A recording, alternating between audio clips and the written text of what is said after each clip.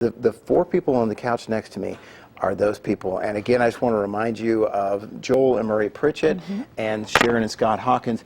And together they are a powerful force called Grace in the Wilderness Ministries. And they have been through an immense amount of stuff. But yet through that, through the loss of a son and breast cancer and special needs children and embezzlement and things like that, they still seek to serve God. And that's what's so amazing about your story. Yes. Yeah. Thank you guys for supporting your wives, for loving them unconditionally. Because again, like we get to say that we actually know you guys, and it's a beautiful thing, because not only are you beautiful on the outside and you're happy, but to know how you just threw down and stood by your women and kept your family together is beautiful. And I love how we were talking about communication also. I know that sometimes it's harder for guys to open up. We seem to just, like, we can meet you in the bathroom and within 2 minutes you know my life story, you know everything about me, you know, we're sharing hairspray. For men, it's a little harder. No, there's no hairspray. Yeah. No. I didn't just look at you on purpose. I don't need it. Yeah. Can't do nothing with it. You're good on that. Let me ask you this: when were y'all friends for a long time to start the ministry?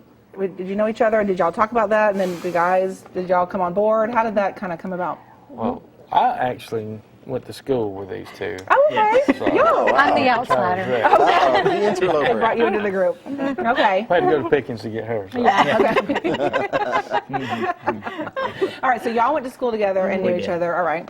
And then did God put this on your heart, like after some tragedies, in the name of the ministry as well? I'm interested in where that came from. We go to church together. Okay. And so we've been members at Blue Ridge View that Joel mentioned earlier, our church, for 16 years. And I think you all joined not long around that time. We've been there about 17 years around the same now. time. Okay. So we have been friends for a long time. And Marie had done some conferences at our church and invited some lady speakers and coordinated some of that. And after I had cared for my mom through cancer, and she passed away in 2008, and after she died, I really felt that God was calling me to ministry, but I didn't know exactly what. And God has given this to me a little bit in pieces. Okay. I was at a Proverbs 31 conference when he first revealed to me the wilderness theme and the verse, Isaiah 43:19, I will even make a way in the wilderness and rivers in the desert. And see, I really thought it's going to be about a women's newsletter, about wilderness experiences. Okay. Okay? Well, God has introduced a little bit on past that. And when I first got the idea or knew that was his calling, you know, I was thinking, okay, well, what will we name this? You know, I know it's wilderness. Right. And it was like, okay, God, is it Wilderness Way? No, that sounds like a men's magazine. And then when I got real before God, I knew it was grace, because that's all about the ministry and what he's done in my life and what he does in the lives of all hurting women. So it kind of evolved from that. We started a women's conference. Marie joined me with the ministry. We decided we wanted to do conferences and newsletters. Right. So we began that, and a woman came up to me. She was a special needs mom, and she said, have you ever considered doing this somewhere else? It was our normal women's conference. And we said, we'll do whatever God wants us to do. And God has taken our ministry, and of course Marie has been involved in ministering with ladies who and families who've lost their children. And God has enabled us to be a part of those wildernesses and help. We've had a widows conference, and originally it was just supposed to be a newsletter. And God has said no. Yes, we do. Yeah. And women who are in those wilderness experiences write for us. Yes. I was going to say, definitely go to wildernessgrace.org. That's where they can sign up, right, to receive your newsletter. And different people write in. So maybe if you have an amazing testimony and story, let Sharon and Marie know so that you can be involved with their ministry and perhaps be featured in their newsletter as well. I can see after talking with you guys today, there is a section for men. I mean, I know there's a high heel on your logo, so we may have to just fold that front talk page. to Rick. We may have to develop a little bit. Do you have something? a men's newsletter, and Rick, you can help Joel and That's all Well, right. only because y'all have such a very strong but compassionate and loving voice, and I think that men need to know how to support their wives through anything. How do you talk about, very difficult things? How do you, with children? I mean, just even raising. We have one son. It's difficult raising kids. Yeah. The right way. Y'all know that. I think it's Yes. the leading cause of aging, actually. I totally agree with that. Thank God for hair color. I was going to say, my hair was dark. Thank God for hair color. That's You know all what, I know. In the last I will say few this. It was interesting because I I felt used a calling to in. have hair. I felt a calling into ministry before you did. did. And yet, it was weird because soon afterwards, you felt a calling, and without getting into a lot of reasons why, you ended up doing all the speaking gigs, and I ended up in the room doing Photoshop and websites and all this other Yeah. stuff. But I sat through more women's conferences and designed more Y'all probably hate me, chick-based slides than you can imagine. Just But you know what? media. One thing that women do that men don't do, women actually minister to each other more effectively than men do. And it's not that men don't try, it's that men don't let other men in. And there's something that's difficult about that. And sometimes the best person to minister to a man is a woman. And that's what's great about having supportive spouses like the three of you ladies here is, God gives you a partner in life. Yeah. And it's always amazing to see how that person can have such a great influence over your lives. And we've heard about how, you two guys have supported these lovely ladies. And it's interesting to hear how, in turn, you guys, women do a great job of being like sandpaper to a man. I think of a man as just a block, and women just polish those edges down. And so that when you see men who've matured in marriage, it's really cool to see when it works, when the men let the women minister. And you guys really reflect that. Well, thank you. Thank you. You do. I mean, again, I know we had asked earlier.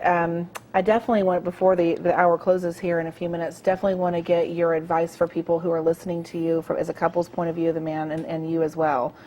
With you guys, I know obviously God has got to be the glue.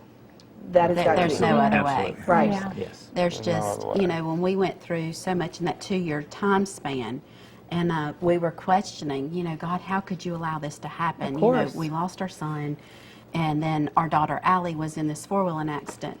And, we couldn't understand why. But at that time was when he started breaking down those barriers and those walls that we had put up after losing Josh. And it was like, Allie always tells us, she said, we knew what happiness was before.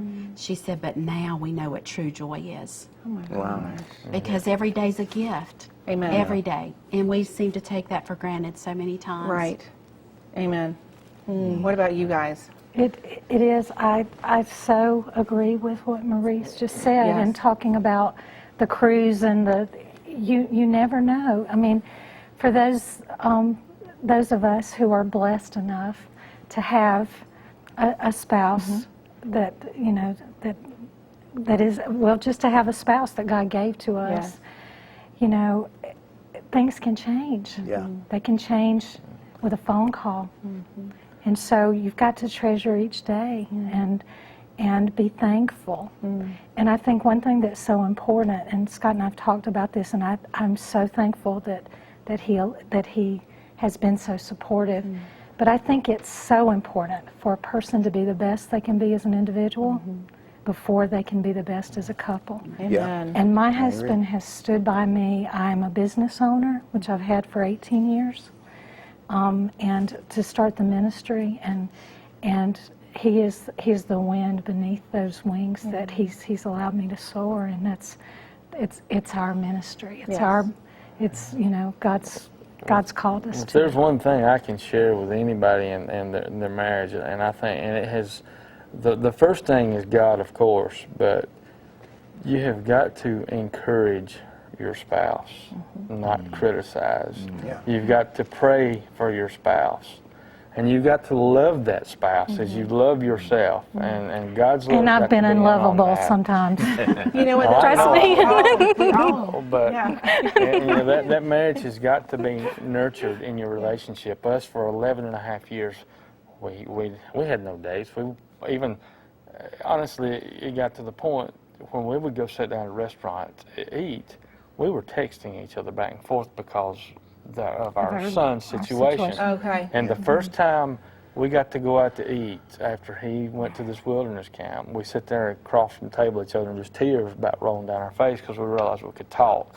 But we that marriage has couldn't. got to be nurtured. I mean, and we found, I mean, we struggled a lot because it's just so hard living in all that chaos. But you've got to find little ways to nurture that marriage, and whether it be her going and doing her ministry thing and me being in support of that, or maybe me going out and getting a night to go out and play. I play in a bluegrass band, and I love playing music, and getting to do that kind of stuff. You know, that's just that little bit of encouragement. It's just, That best That's friendship. very good advice. Best And in the friendship. last 30 seconds that we have left in the show, we just want to remind you guys to check out Grace in the Wilderness on the internet, and that website has been up throughout the hour. Wildernessgrace.org. That's right, and we want to encourage you to stay tuned right here at Nightline, because we're coming up with another hour with great guests and a lot of thoughtful insights. I want to keep reminding you throughout the evening to continue to call in. We've got another hour, and we're here for you, so we want you to stay tuned. New Purpose is going to be with us here again in the next hour, so stay tuned for great music and great ministry. That's right. We'll see you in a minute. God bless you.